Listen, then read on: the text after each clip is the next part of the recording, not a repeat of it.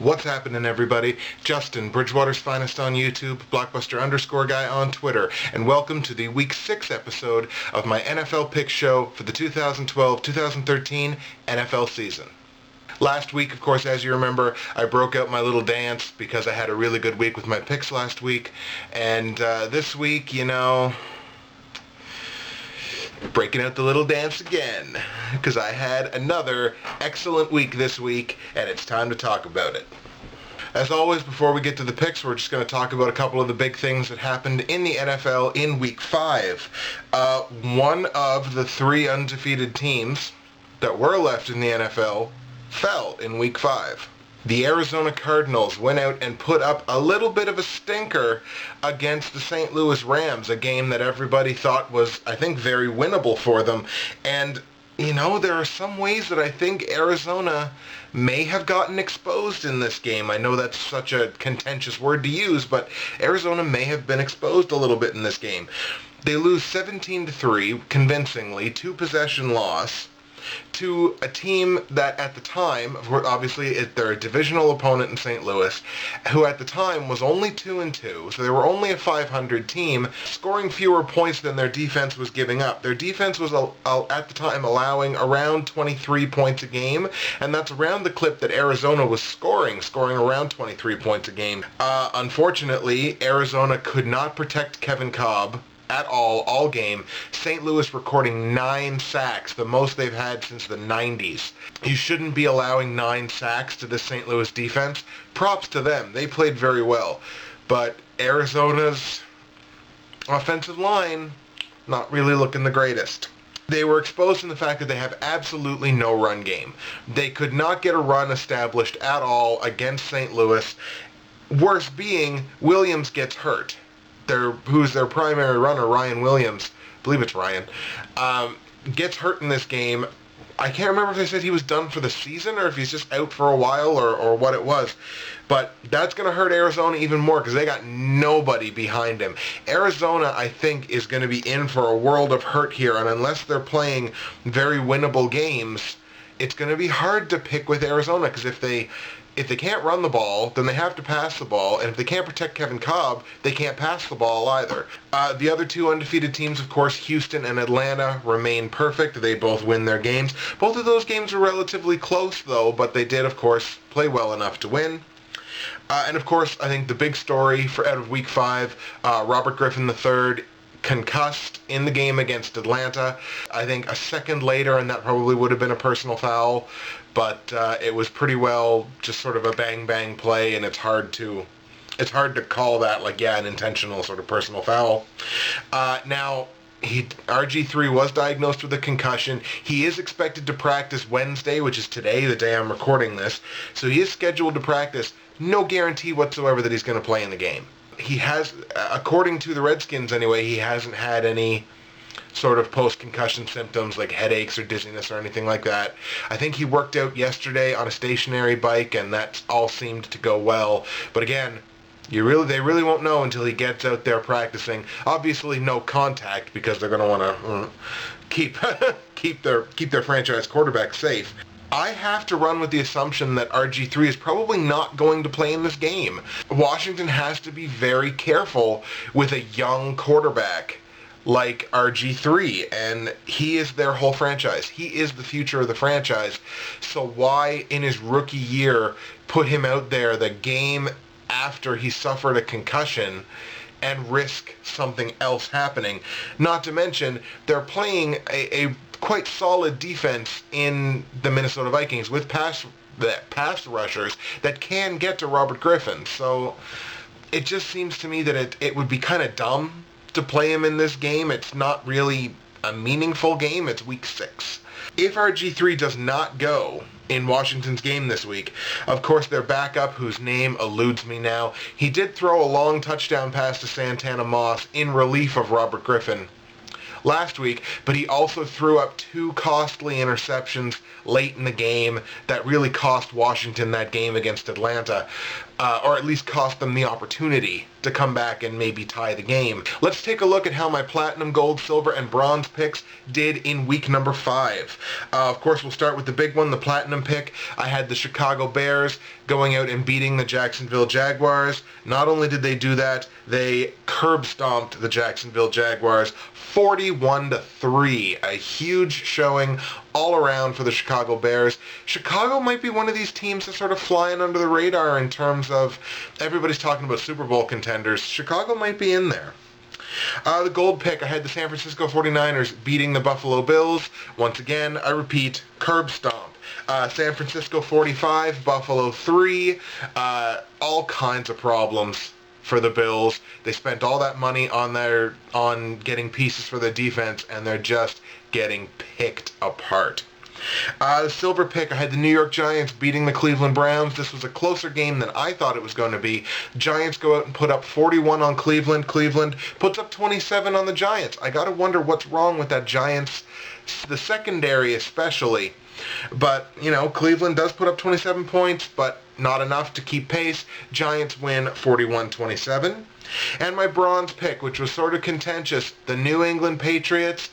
I had beating the Denver Broncos when it seemed like every other pundit was on Denver. New England comes through 31-21. They beat Denver, got my platinum, gold, silver, and bronze picks. I went 4-0 in those picks this week. I am 14-6 on the season, getting a lot closer to where I want to be on those absolute top 4 confidence picks for the week. Taking a look at the public and private pick'em leagues now, and how the rest of my picks did in week number 5. In week 5, I had my second straight double-digit week. I was 10-4 this week. Right and wrong is going to be right there for you. On the season, I'm 43-34, moving definitely in the right direction, in the 60th percentile on Yahoo. Moving to the private pick'em, I sit in 4th place out of 9 with 368 out of 633 possible confidence points, a clip of about 58%. Again, not where I want to be, but most definitely moving in the right direction. Week 5, I raked in 89 of 105 possible confidence points, a clip of 85%. Gotta love it. Shout out to our Week 5 private pick'em pool winner, this guy. It took 5 weeks, but I finally flexed a little bit of muscle and ended up winning a week of the private pick'em pool. It was awesome. Again, as I said, 89 of 105 confidence points, 85%. Of course, shout out to our league leader again, which is still Tom Mullins. The gap closed a little bit though, Tom. You're feeling a couple of us here breathing down the back of your neck. Tom on the season is 46-31, raking in 416 of 633 possible confidence points, a clip of about 66%. I think the difference between 1st and 5th place in our league is something to the tune of maybe 60 points, something like that. So, I mean, one good week by somebody versus one bad week for Tom can really, really tighten that gap. But, again, none of that matters because I won week 5. Yay! No, just finally, like I say, it took 5 weeks, but there it is. Now, taking a look at my platinum, gold, silver, and bronze picks for week 6 in the NFL. I'm going to start with the bronze pick, the Baltimore Ravens playing at home against the Dallas Cowboys. And Dallas is one of those great enigmas in the NFL to me, because on paper this is a very good team, in my eyes anyway. They have a quarterback, which, you know what, say what you will about Tony Romo, but in the regular season, he's quite a good quarterback. So they have a very good quarterback. They have a very talented running back, primary running back in DeMarco Murray. I believe still backed up by Felix Jones. Am I right in saying that? But, what should be a talented run game. They have 2 guys who are, in my opinion, one of the best 1-2 punches at wide receiver in the NFL in Des Bryant and Miles Austin. Dallas needs to see more consistency out of those players. On paper, this is a team that should do something, but for whatever reason, Dallas is just not playing up to expectations. They're going into Baltimore. Not only are the Ravens one of the great teams in the NFL, when's the last time the Ravens lost a home game? Baltimore's they're just playing great football, and Baltimore is one of the hardest buildings to go into and play and win. I mean, I got to take the Ravens. Everything's pointing at the Ravens. I'm going to take the Ravens to beat Dallas at home for my bronze pick. My silver pick, the Atlanta Falcons playing at home against the Oakland Raiders. And as high as some people seemed to be on the Raiders in preseason and early on in the season, I know that tends to happen a lot, that people seem to be high on the Raiders, like, oh, this is going to be the Raiders' year and Raiders Nation, and da-da-da-da. Oakland ain't going into Atlanta and beating Atlanta. Atlanta is a great home team. Again, they're one of only 2 unbeaten teams left in the NFL. Yes, they have a slightly susceptible defense, more so than the other undefeated team, Houston. But I really don't see Oakland going into Atlanta and beating Atlanta. I don't see it. I know Atlanta is the favorite in this game. Taking Atlanta at home to beat the Raiders as my silver pick. My gold pick, the Tennessee Titans playing at home against the Pittsburgh Steelers. And early on in the season, again, I was the first one to admit I didn't give the Steelers any kind of respect. I thought they had too many injuries, and the defense, especially the defense, was getting older.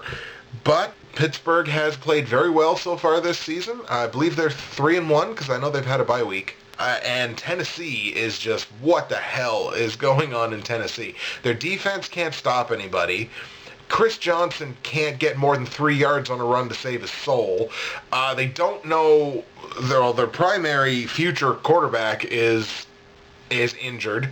They're playing Hasselbeck, who was playing for them a decade ago, it feels like. Just nothing is going right for the Tennessee Titans. And it ain't going to change this week. Even though they're at home, Pittsburgh is going to walk into Tennessee, and they're going to stomp a mud hole in the Titans and walk it dry. Chris Johnson could very well run for negative yardage. You know what? Chris Johnson got his contract, and he ain't done shit since. Pittsburgh Steelers all day as my gold pick to beat the Tennessee Titans on the road. And the platinum pick, the Washington Redskins, aforementioned Washington Redskins, playing at home against the Minnesota Vikings. I mean, Christian Ponder's having a damn good season. Top 10 in the league in QB rating. Second highest completion percentage in the NFL. You know, Ponder is having an excellent season. And of course, Adrian Peterson, there were so many questions surrounding Adrian Peterson at the beginning of the season, his health, and Adrian Peterson has gone out and answered every single question.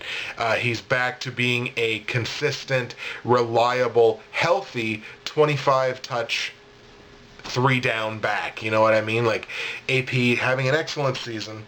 You look on the other side of the field at Washington, and the injury bug has hit them on defense, has now hit them on offense with RG3's aforementioned concussion, and the questions as to whether RG3 will actually play in this game. I don't see how anybody could take the Redskins in this game. Even if RG3 does play, he's going to be limited. They're not going to want that kid coming off of a concussion to be running the ball under virtually any circumstances. So that offensive line is going to be on pins and needles. And I don't see how Washington can win this game, even though they're at home. I got to take the Vikings, who have been extremely impressive. I believe they're now, 4-1? I don't think anybody would have predicted the Vikings to be 4-1 at this point in the season. Vikings all day to beat the Redskins on the road as my platinum pick. Now, here come the rest of my picks for Week 6 in the National Football League. Bam!